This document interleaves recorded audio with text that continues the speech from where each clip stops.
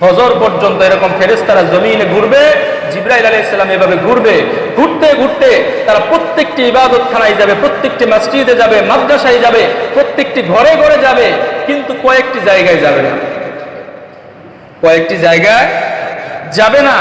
এই কয়েকটি জায়গার মধ্যে একটা জায়গা হচ্ছে গির্জা, যেখানে খ্রিস্টানেরা পূজা অর্চনা করে, সেটার নাম কি? গির্জা। ইহুদিদের সিনাগগ, বৌদ্ধদের পেগোডা, আর হিন্দুদের মন্দির। আর আমাদের মুসলমানের মানুষের মধ্যে কাদের ওখানে যাবে না?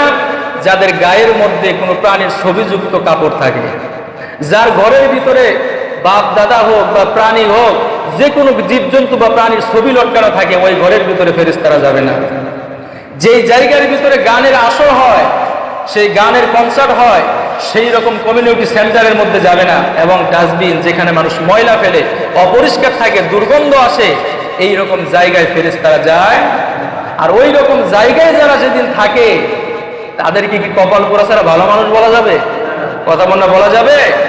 এজন্য হযরতে কাব রাদিয়াল্লাহু তাআলা আনহু বলেন, এই লাইলাতুল কদর কাফের এবং মুনাফিকদের জন্য পাহাড় ঘাড়ের উপরে তুলে দিলে যেরকম ওজন হয়, মুনাফিক আর কাফেরদের জন্য সেই রাতটা সেরকম ওজনদার হয়ে যায়, সহ্য করতে পারে না। এই রাত নিয়ে সমালোচনা করবে, বাইরে যে সময় এমনি সময়টা নষ্ট করবে, আর শুধু চিন্তা করবে রাতটা শেষ হয় না কেন, রাতটা শেষ হয় না কেন, রাতটা শেষ হয় না কেন, পারি না ঘুমাতে, পারি না খাইতে, পাইয়া চলতে, যেখানেই যাই সবাই ইবাদত করে, আমার পরিবেশের লোক নাই, এই রকম চিন্তা ভাবনা করে সারা রাত তাদের কাছে ওজনওয়ালা হয়ে যায়, ভারী হয়ে যায়, কষ্টকর হয়ে যায়। এই রাত তাদের জন্য কল্যাণ বয়ে আসবে না, বরং ফেরেশতারা তাদেরকে লানত করে যাবে, ধ্বংস হয়ে যাও, টুডে টমরো, আজ কিংবা কাল অবশ্যই ধ্বংস হবে। অর্থনৈতিকভাবেও ধ্বংস হবে, সামাজিক পর্যায়ে হবে, পজিশন নষ্ট হয়ে যাবে, রিজিকে বরকত কমে যাবে, হাজারটা আপদ বিপদ এসে ভর করবে, তাবিজ দিয়েও সেই আপদ বিপদ দূর করা সম্ভব হবে না। এরপরে যেই জায়গায় ময়লা থাকে ফেরেশতারা সেখানে যায়।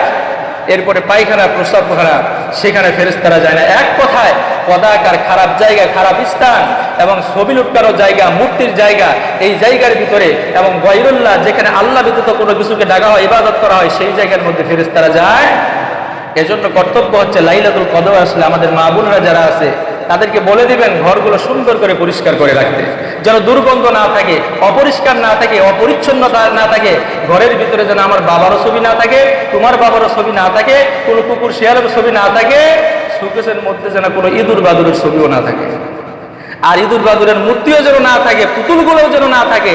যদি এরকম ঘর থাকে, তাহলে কিন্তু এই ঘরের ভিতরে ফেরেশতারা যাবে। কথা বুঝেন নাই? ফেরেশতারা যাবে। ওই ঘরে ইবাদত করলেও সেই ইবাদতগুলো কবুল হবে না, ফেরেশতারা তাদের জন্য দোয়াও করবে। এজন্য ঘরগুলোকে রাখা লাগবে পরিষ্কার পরিচ্ছন্ন, ইসলাম মোতাবেক, যেভাবে ইসলাম পছন্দ করে সেইভাবে।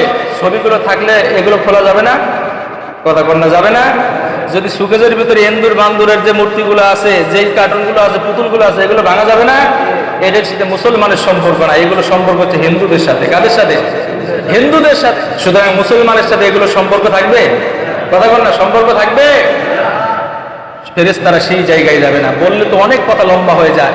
সারা রাত যখন ফেরেশতারা ঘুরলো, হাত্তা মাতলাইল ফাজর, ফজর পর্যন্ত সালাম, শুধু শান্তি আর শান্তি। সারা রাত আল্লাহর পক্ষ থেকে রহমত দিয়ে সারা পৃথিবীটা শান্ত হয়ে যাবে, সারা পৃথিবীটা শান্ত হয়ে যাবে। এমন শান্ত হয়ে যাবে, পৃথিবীর মধ্যে জান্নাতি পরিবেশ চলে আসবে।